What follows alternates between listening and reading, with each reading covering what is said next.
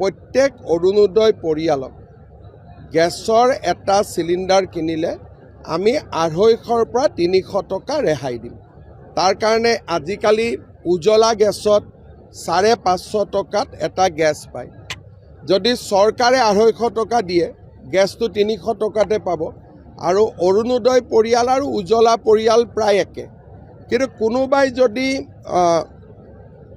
Non subsidise গেছটো কিনি আছে 950 টকা, তেতিয়াহ'লে তেওঁলোকৰ গেছৰ দাম 600 টকা হ'ব।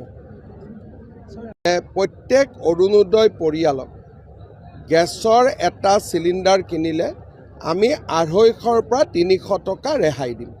তাৰ কাৰণে আজিকালি উজ্বলা গেছত 550 টকাত এটা গেছ পায়।